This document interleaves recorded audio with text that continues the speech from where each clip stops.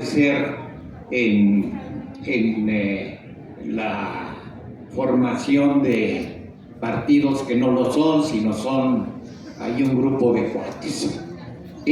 Sobre esta base, entonces, el libro da cuenta de todo esto y importa destacar que hace alusión a lo que se difundía en unas cuantas publicaciones contra las campañas de insultos dedicadas a los estudiantes del 68. La revista Política fue una revista dirigida por Manuel Marcué Pardinas, un distinguido ingeniero agrónomo. Yo voy a recordar que días antes del asalto de la Casa Roja, donde vivía Rina y García Bustos, vine a verla porque me tenía que dar los boletos para una rifa de grabados que organizamos para el movimiento, y entonces me contó que estaba insistiendo, y a ella le hizo gracia, de que los dirigentes del 68 eran Manuel Marcué Pardina y Rina Lazo. Esto costó el asalto a su casa, su aprehensión, con la terrible amenaza de que como guatemalteca fuera deportada a Guatemala bajo la dictadura de Idígoras, cosa que si hubiera ocurrido le hubiera costado la vida. García Bustos, mientras, tuvo que andar a salto de mata y por fortuna pues hubo una movilización amplia para dar lugar a que al fin de cuentas fuera a dar a la cárcel de Santa Marta, Acatitla.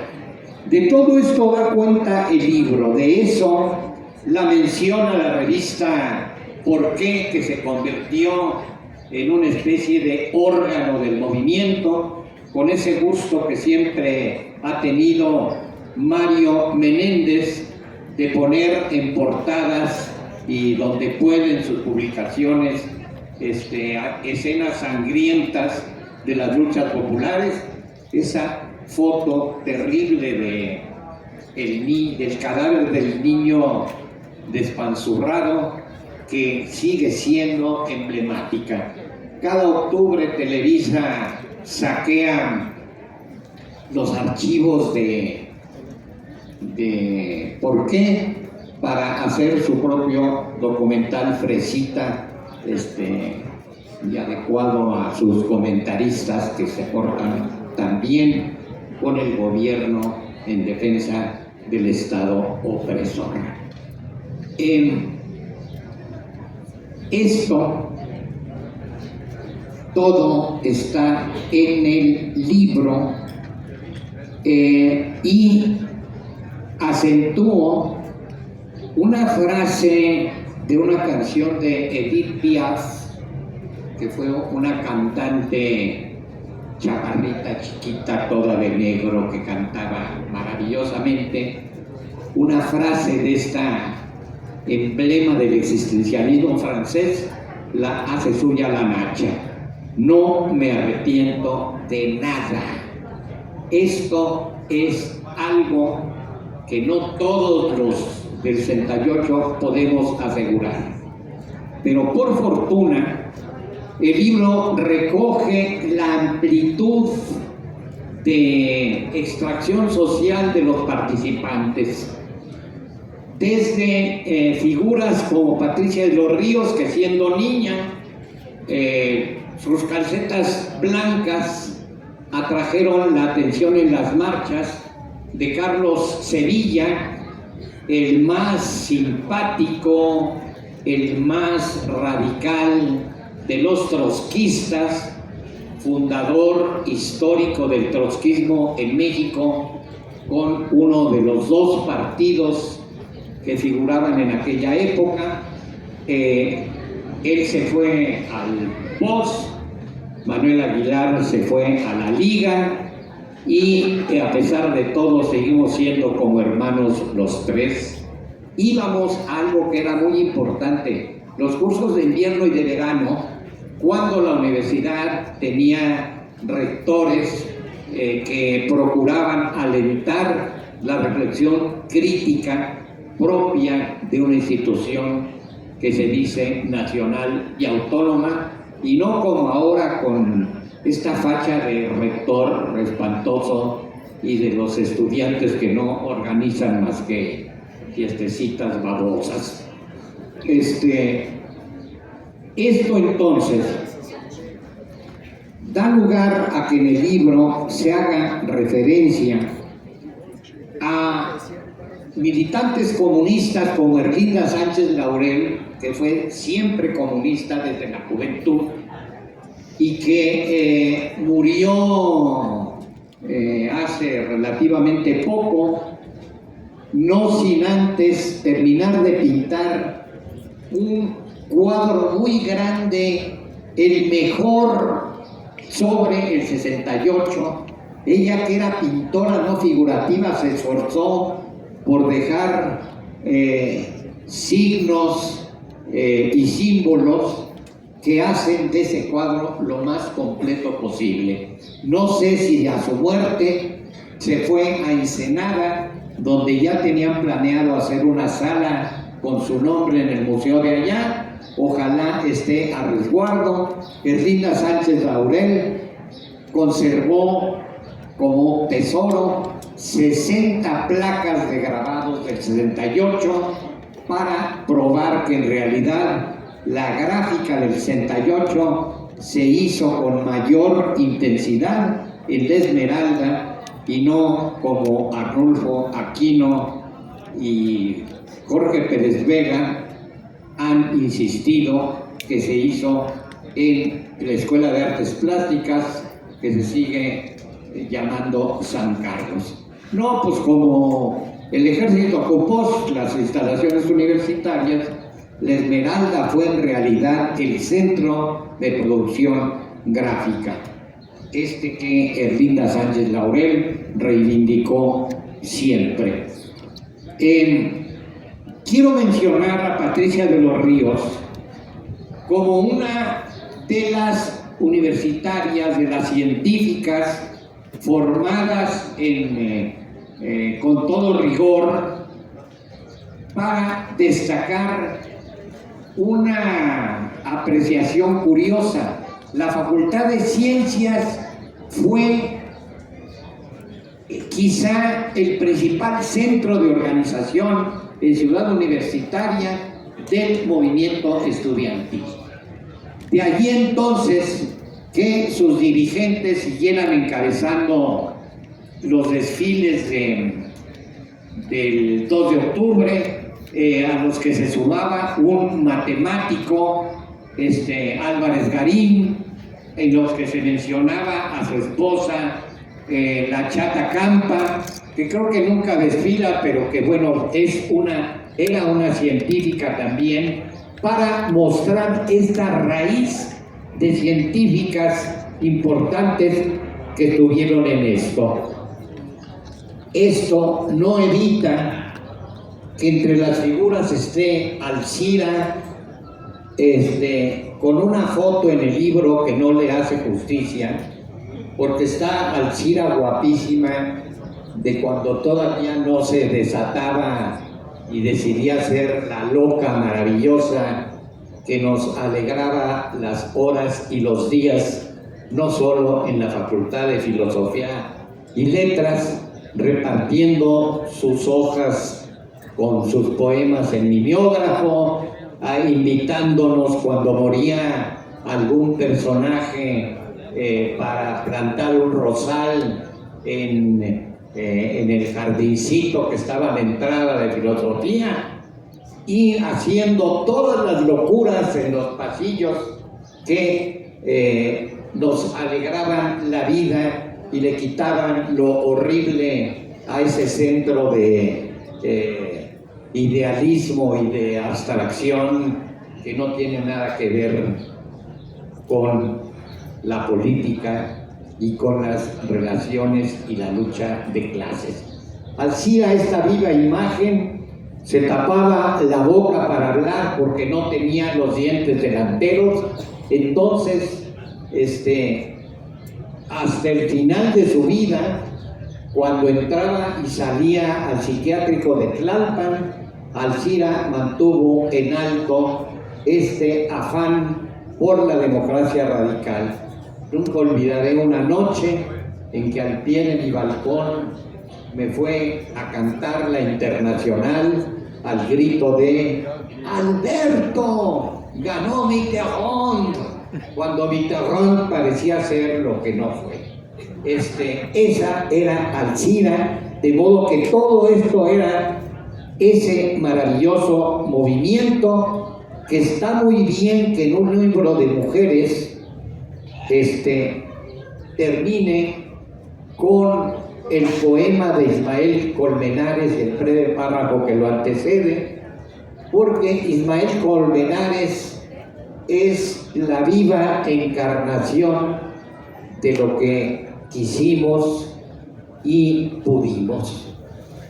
Maestro de historia, jefe del área de humanidades del CCH Oriente, de historia, jefe de difusión cultural del CCH Oriente, fundador de los Nacos y sus parodias de las canciones de moda que siguen animando las luchas populares, las luchas radicales.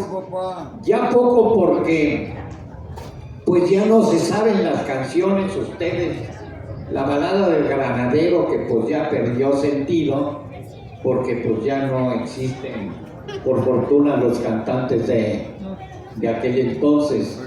Mamá, mamá, ayer cuando jugaba le pregunté a un hombre que mira, no, pues esa era la canción, pero la parodia pues ya no se entiende porque ya la canción pasó a la historia. Ismael Colmenares, el fundador de Quinto Sol Editorial, que educó con los textos originales de historia a generaciones enteras del CCH, fundado después del 68 en los márgenes de la ciudad, para que de esta manera se incorporaran a la universidad las gentes de las colonias proletarias de las afueras del centro histórico.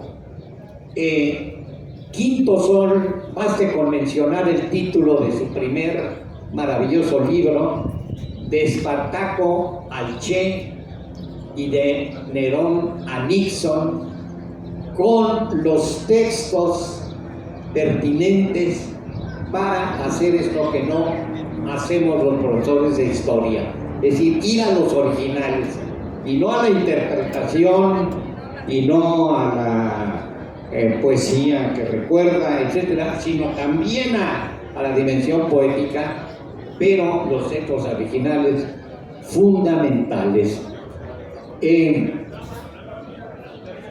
Ismael Colmenares sigue en pie de lucha, es nuestro queridísimo Mailo, qué pena que no está aquí presente.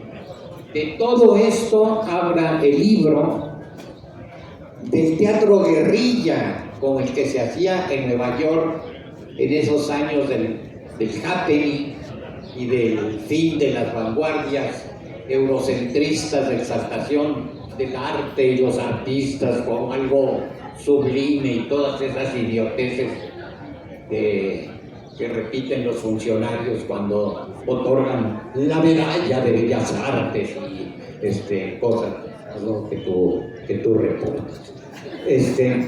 De modo que bienvenido el recuerdo de Margarita Isabel, esta maravillosa actriz que se convirtió en una agitadora ejemplar.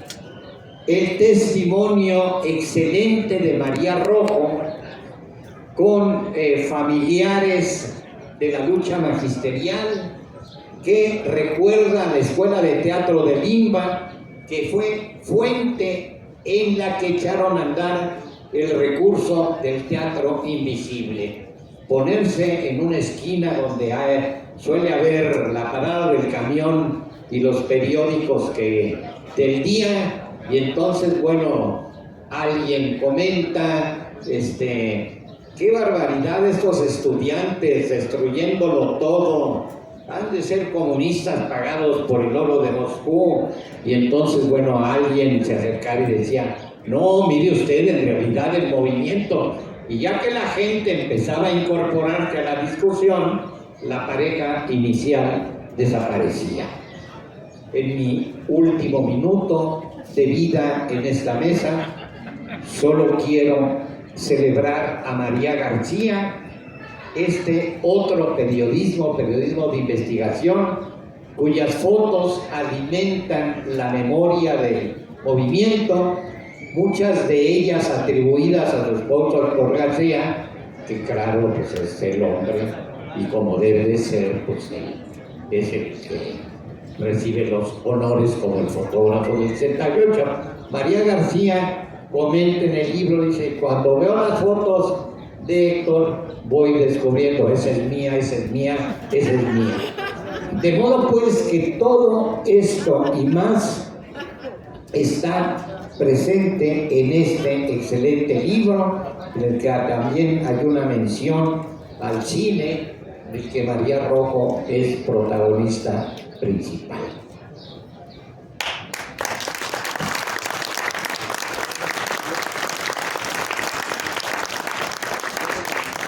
Pues agradecemos muchísimo al maestro Ijar. Como ustedes acaban de ver, es una fuente inagotable de conocimientos, de recuerdos, y bueno, sus pláticas siempre son una delicia. Y ahora le damos la palabra a la Nacha, que a lo mejor también nos puede hablar del libro de Susana y de su propio libro.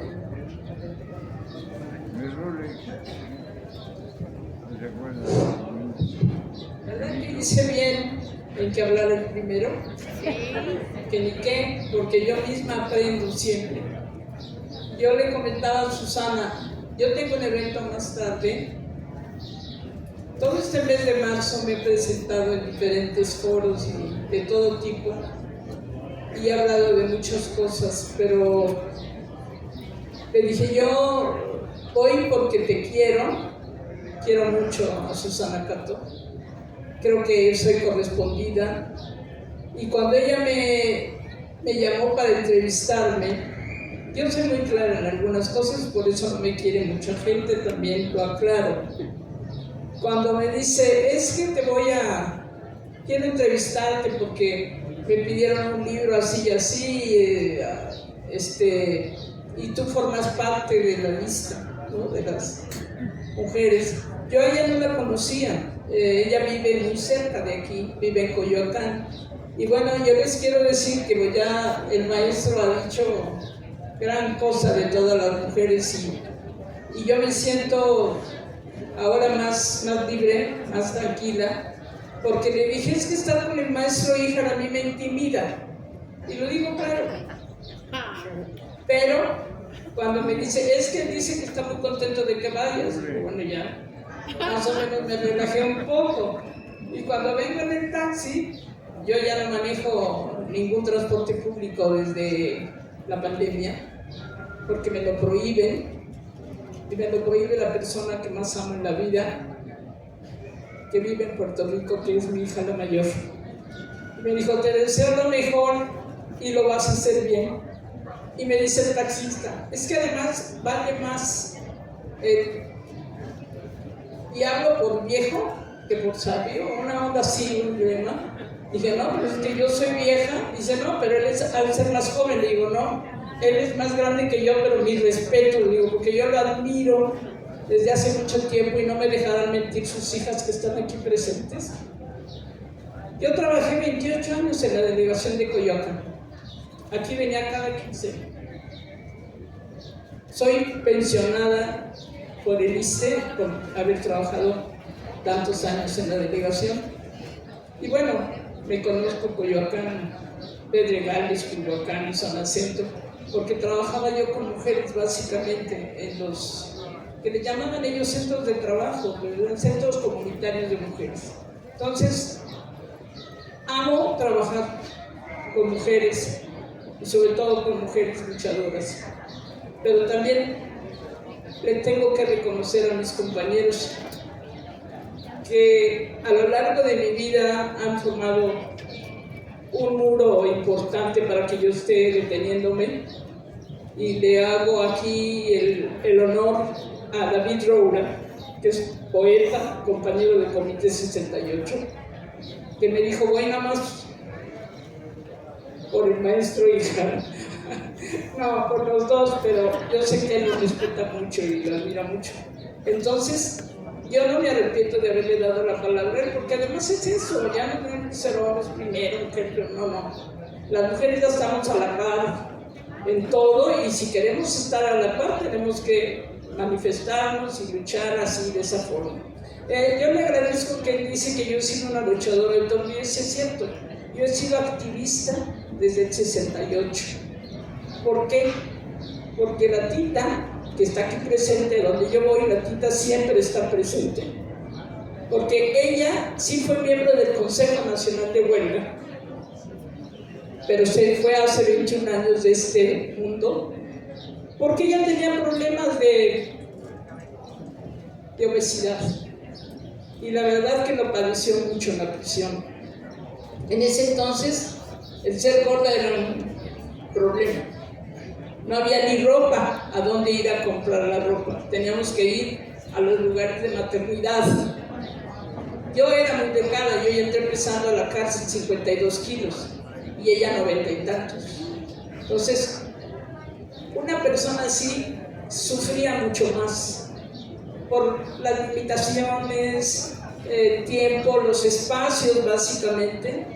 Y siempre digo que la convivencia en un matrimonio es durísima, y si la logra superar, qué bueno, pero también en una celda de 4x4. Entonces, las dos nos apoyamos mucho para poder soportar ese espacio. Y hablaba yo de la prisión, no me acuerdo cuándo, y me preguntaban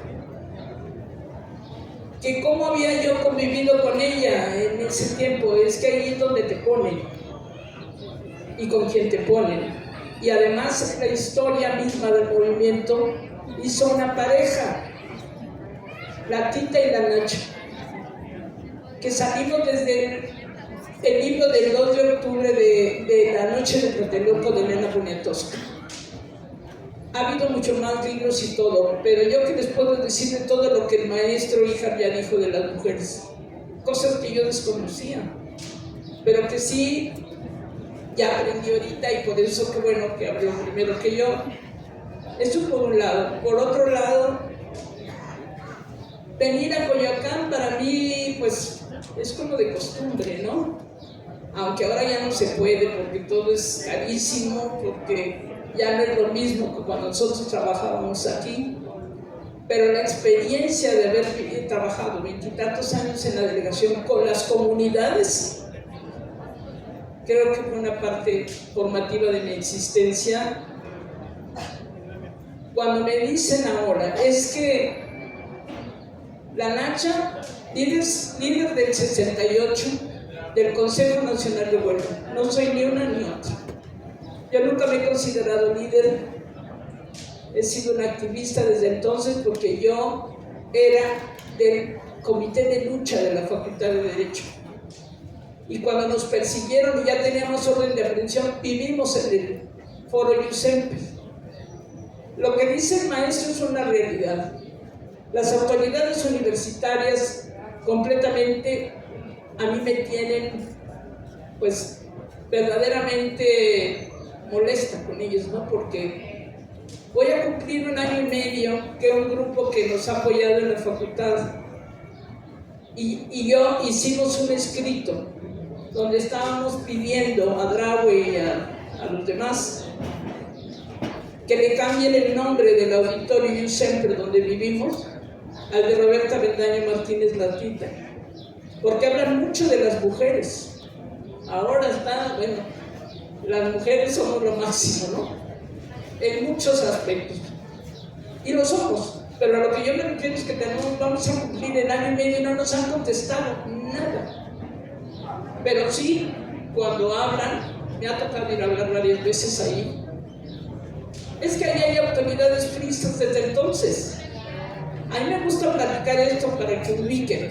En el 68 ya había priistas. El Consejo Nacional de Huelga había priistas de todo, comunistas, trotskistas, priistas. Pero esos priistas se hacían como de otro color, ¿me explico? No eran tricolores, como que querían decir que eran entre rojos y cosas, eran más bien esos chapulines que han saltado de un color a otro y que ahora son guindas.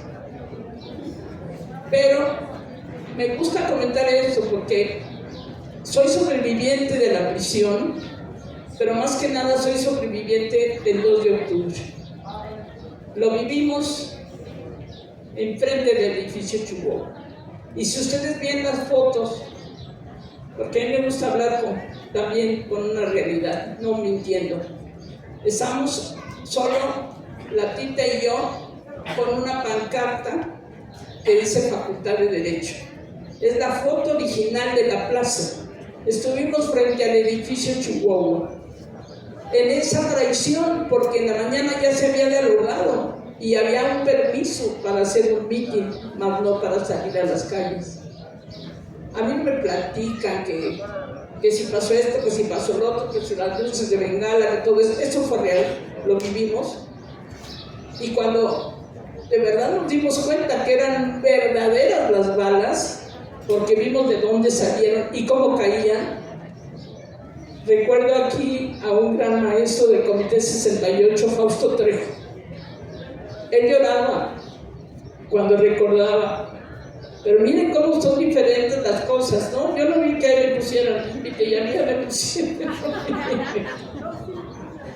Pues no lo vi. Bueno, ¿puedo excederme un poco más allá para mí? Sí. Bueno, a ver que se oye ese sí para mí. El caso es que sí fue líder del 68, Roberta Bendaño Martínez. Sí fue miembro del Consejo Nacional de Huelga.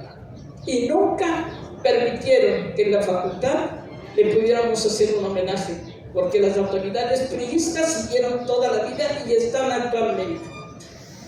Yo tuve que ir el año pasado acompañado de este grupo y a meter ese escrito, y me tocó que fue no sé por qué, para quedar bien el director priista, y que tiene una fama de haber trabajado con un nefasto que está en la prisión y todo. Y entonces cuando yo ataqué en algo, dice: ay, es esta señora ya se hace Senil. Y yo lo escuché y lo esperé, y cuando salió digo: Senil eres tú eres el Senil, porque tú no has permitido que se le valore realmente a la mujer participante en el 1968. Y las mujeres del 68 aquí están, unas cuantas, no muchas, porque hay muchas que no quisieron hablar, porque se quedaron aterradas por un 2 de octubre. Y cuando les pedían que querían que hablaran, no las dejaban. Y cuando ellas pedían que les entregaran el cadáver de su hijo, o de su hija muertos ahí, le decían: te lo entregamos siempre y cuando digas que murió de muerte natural, no de mala. Y además, si sigues con esto, tienes otros hijos y los puedes también perder. Sí fue un terror el 2 de octubre, pero no nos podemos quedar con eso. El movimiento estudiantil del 68 es reconocido en muchas partes del mundo, pero el de México es reconocido por la sangre, por la matanza del 2 de octubre. Y no es estar hablando, dándose golpes, no, yo me quedé para esto. Tengo un compañero en Zacatecas que solo viene el 2 de octubre o al 10 de junio, y me habla en la madrugada cuando llega de Zacatecas. Y la primera vez me hablaba llorando y me decía: es que no puedo estar aquí sin derramar lágrimas. No, yo ahora reconozco que las lágrimas son muy importantes en la vida de los seres humanos. Yo he llorado mucho, pero también trato de luchar lo más que puedo. Como dice, yo siempre estoy presente en varias causas, pero básicamente denunciando lo que nos siguieron haciendo después de libres, y hasta la fecha no nos responden un escrito que no pide más que se le reconozca la valía a un ser humano como mi compañera, que también sobrevivió el 2 de octubre, pero que no pudo continuar con la vida, porque el llegar a pesar 130 kilos no es fácil, y más en condiciones de discriminación y de tantas cosas que padecemos las mujeres, ¿no? Actualmente.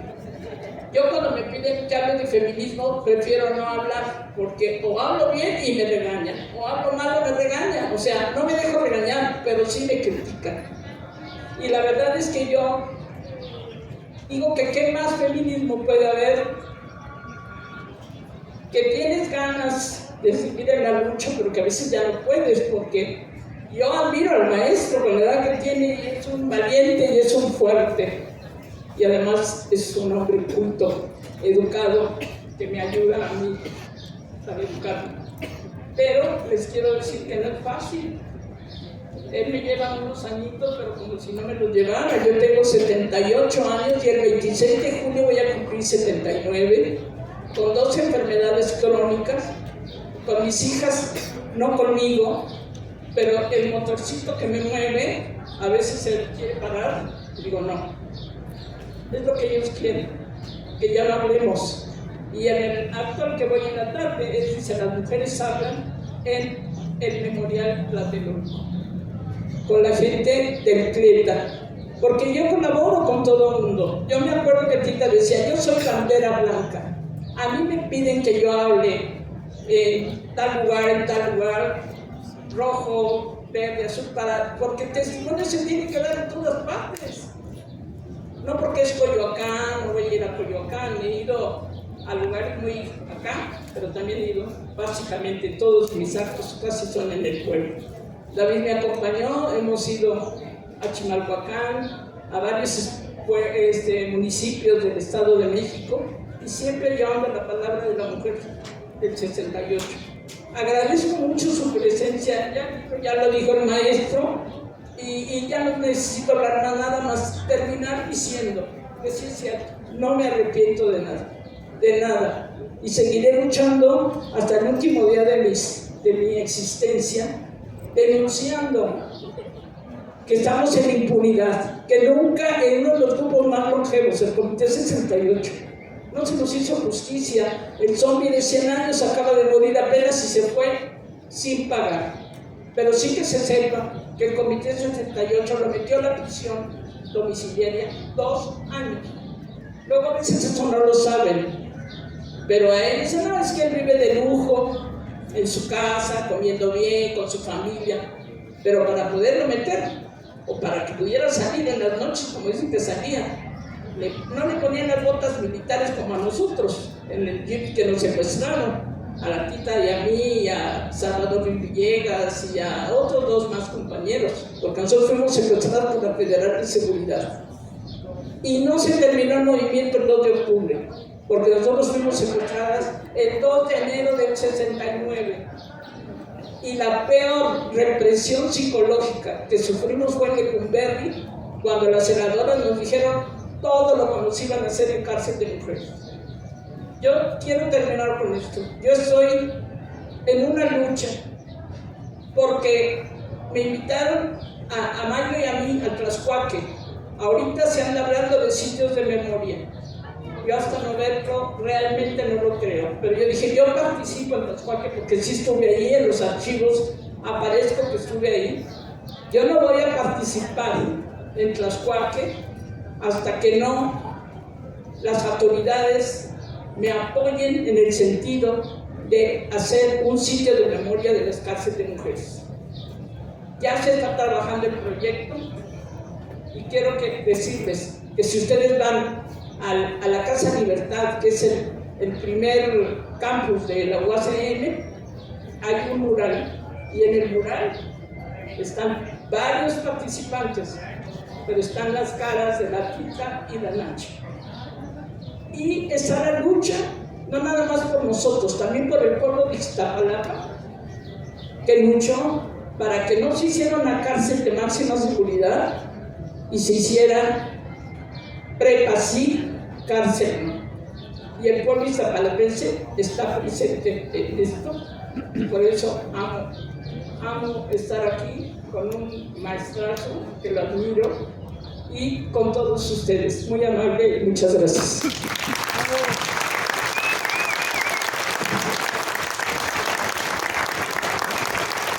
Pues agradecemos muchísimo su presencia y pues prácticamente nos deshace. Es cierto, muchas gracias a todos y gracias por el espacio que dieron a Proceso.